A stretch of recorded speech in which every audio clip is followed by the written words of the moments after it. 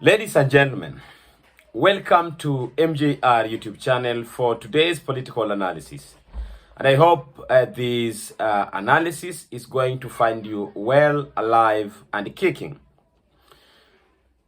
Truth be told, I personally, I have started to doubt Fred Okengo Matiangi's presidential bid, because I can't understand whether Matiangi is going to vie or he is being pushed to go for this seat.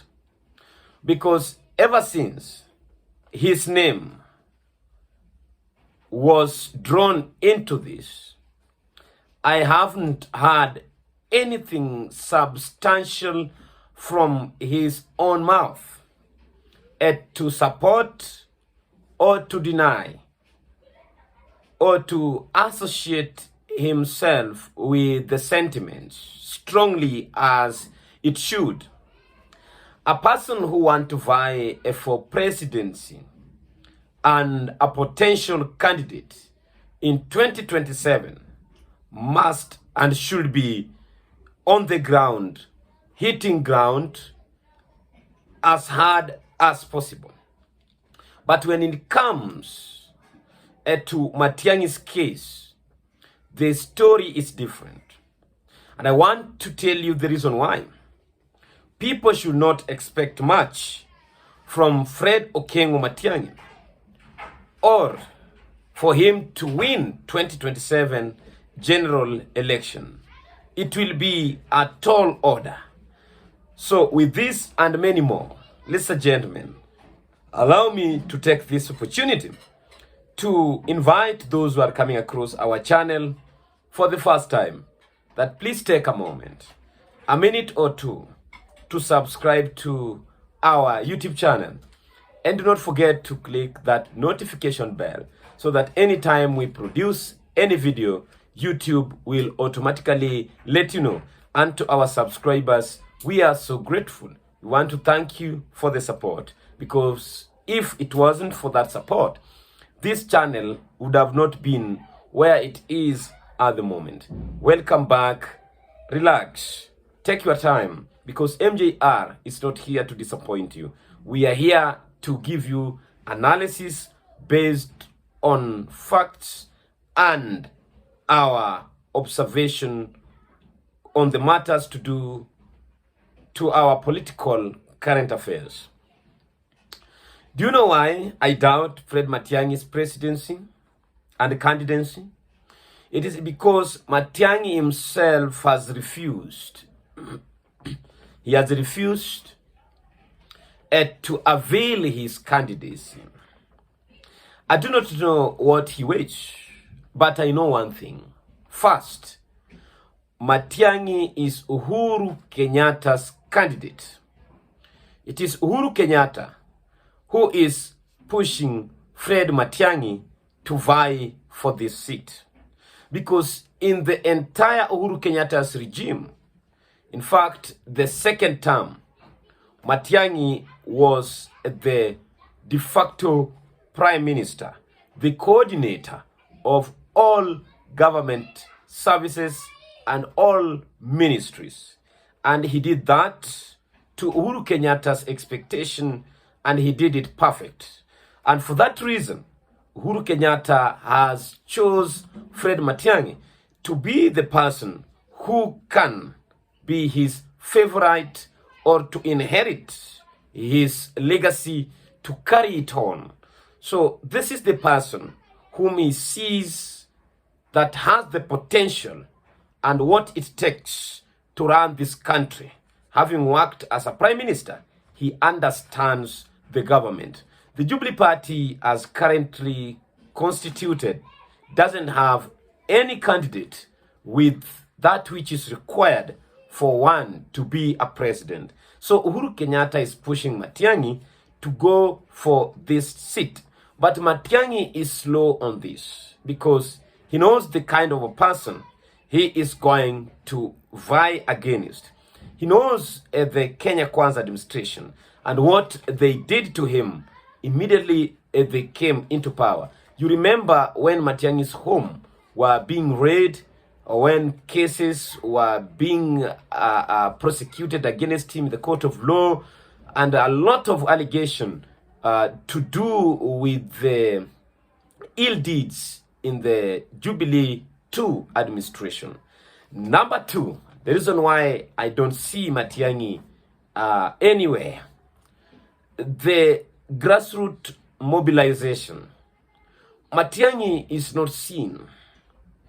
Matiangi has not even started, and I don't see him starting it very soon. Not even in his home turf, Kisii, had he ever called a single rally to popularize his candidacy come 2027. Neither of his so-called supporters has called a rally to mobilize people, to sensitize them on Matiangi's candidacy. That is neither here nor there. They can't be seen. Matiangi is just being heard on social media and in Twitter, because those who are steering Matiangi's candidacy, most of them are Gen Zs. In fact, Uhuru Kenyatta poached Matiangi from the tongues of Gen Zs. That's when the Jubilee Party started propelling the name of Matiangi as their preferred presidential candidate, who has the blessings of the delegates of the party. But Matiangi has not attended even a single Jubilee Party meeting to address the delegates. All these are done by Jeremiah Kioni, the Secretary General of the Jubilee Party, who is currently the mouthpiece of Uhuru Kenyatta. So Jubilee is being run by Jeremiah Kioni on behalf of Uhuru Kenyatta. Neither Uhuru Kenyatta has never come out to say that he wants Matiangi, but we know that behind the scenes, it is he who is pushing for Matiangi's presidency. So Matiangi, for him to vie for 2027, he must start convincing the people now that he has the bandwidth and wherewithal to run for presidency and to win it. And once he wins, will he meet the expectations of the people? Third point on Matiangi's candidacy.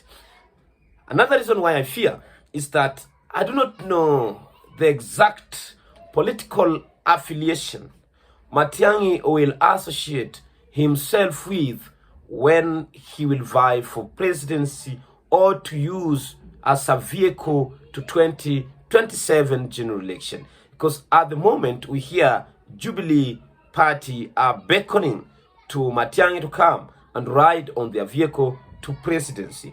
And the legacy of Jubilee Party is known. What the Jubilee did and what they didn't do. The deeds and the misdeeds, Kenyans know. The strength of the Jubilee Party currently is a worrying trend, because even in the National Assembly, how many members of parliament does Jubilee Party brag about? There are very few, and those who are still in the National Assembly are divided. Take for example in Nairobi here, we know Jubilee Party won Embakasi West parliamentary seat under Mark Mwenje, and Sharia Member of Parliament Amos Mwago, all were elected under the Jubilee Party. But currently as we speak, we know that Mark Mwenje is largely associating himself with the side of Raila Amolo Odinga, and Mwago is on the side of Gachagua. So Jubilee Party, Jeremiah Kioni does not summon any member of parliament. So the current state of the Jubilee Party cannot win presidency. But now, the Standard ran or had a news headline on their newspaper on Matiangi snubbing Gachagua's dinner.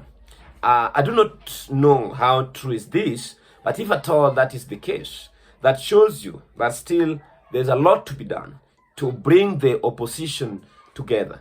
I don't know whether to call these current political formations opposition, but I just call them opposition because they criticize the the government largely. They oppose what the government are doing. So they are the opposition, because the official opposition in the National Assembly is the Azimio, led by ODM, Wiper, and these other affiliate parties. But currently, those who are opposing Kenya Kwanza administration, led by Gachagua, Kalonzo, Eugene, Jeremiah Kioni, Martha Karua, and these are the small parties and political activists and different organizations. They have different aspirants. Take, for instance, we've heard that former CJ, David Kenani Maraga, is also salivating for this seat. We've seen young men and women like Morara Kibasu, a political activist, who is also a favorite to many and has been largely associated to the likes of Gachagua and Martha Karua. He's learning his politics on the foot of these people. Now, he's the one expected to lead the Gen Zs into this formation. But does he have the command of the Gen Zs? Does the Gen Zs pay their allegiance to him, that we can assume that he can mobilize the Gen Zs and brag of their votes? That is a food for thought. Because remember, the Gen Zs, once they said they are leaderless, they are partyless, they are tribeless, and their tribe and their party is the Kenyans' constitution. So who is leading the Gen Zs? That clearly shows you that these Gen Zs, nobody knows where their votes will go to. As much as they led the revolution against a combined Kenya Kwanza administration under the leadership of William Ruto and Rigathi Gachagua, currently the Gen Zs are divided. They're not as united as they were, because even themselves, they accused those who were in the forefront to lead the so-called the Gen Z's revolution, like Samuel Mark Ure, Osama, name them. They went different ways. That things crumbled, fell apart, never to be put together again. So Gen Zs are going to vote as individual. No matter what people say, they are going to vote individually. There are those who want Ruto to go, and there are those who will vote in favor of President William Ruto, because that unity that they had took them nowhere but just to give the political class the opportunity to realign and to reorganize themselves and their interest. So thank you, ladies and gentlemen, for taking your time to listen to MJR, and may God bless you.